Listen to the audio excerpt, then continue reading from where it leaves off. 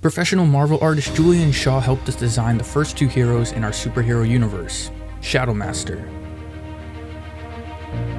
and Cyberman. This is my experience working with a Marvel artist. Julian is known for his work on things like Spider-Man, but I found him through another indie comic creator by the name of Two Turnt Tony and his comic The Astounding All-Star. I thought to myself that if I wanted to breathe life into this universe, I needed to step away from the AI generated images and get some official art done. And as my uncle always said, if you're gonna do anything, make sure it's quality. So I emailed him inquiring about rates for his pages with color, covers, and character designs. Once we agreed on a price, we were ready to start the process of getting our first two characters designed for the Gaia universe. To start, Julian wanted a description of the characters, so this is what I gave him. Shadow Master, age 18, working as a mercenary for crime lords in a place called Celtic City. For the suit, I wanted hexagonal graphene weave under armor plates, a hood with hair that fringed in the front and sent it off with some reference pictures. When working with an artist, it's always best to send as many references as possible. This is the rough draft that he sent back. I thought it looked nice, but there were some things I wanted changed. I wanted him to look a bit older. I know he's only 18, but I was going for something more like Nightwing from Young Justice. Also, the hood I felt needed to be bigger, something like Green Arrow. And the logo, I thought it would be unique if I had it on his left vambrace, something that would stand out and differ from other superheroes. I sent this to him and this is what he sent me back. I loved it. He told me he would get started on some poses, and a few days later he sent this back. Once that was done, he asked about a color palette. Seeing that this is a stealth character, I thought good old black and gray would do nice. I wasn't a fan of the gray hair and the white pants, and he was also looking a bit too dark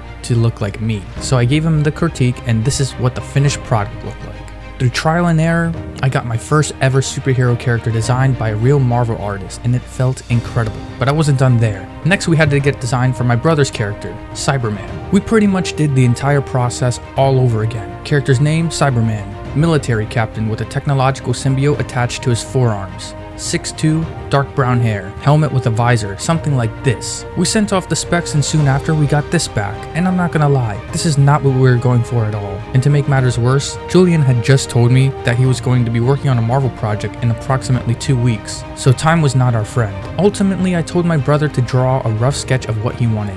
We are no Marvel artists, but something to give Julian an idea of what we were going for was better than nothing. So Ben gave me the sketch, and this is what we sent to him. Julian said the sketch was very helpful and got back to us with this. A little more fine tuning and he sent this. With just one more change, we were ready to move on to poses and color. We wanted the gauntlets to look more slick, so we sent him some reference pictures and this is what he sent us. We were now ready to move on to poses and color. For color, we went with a metallic silver base and neon blue accents. There were no changes with this color palette once we got the full picture.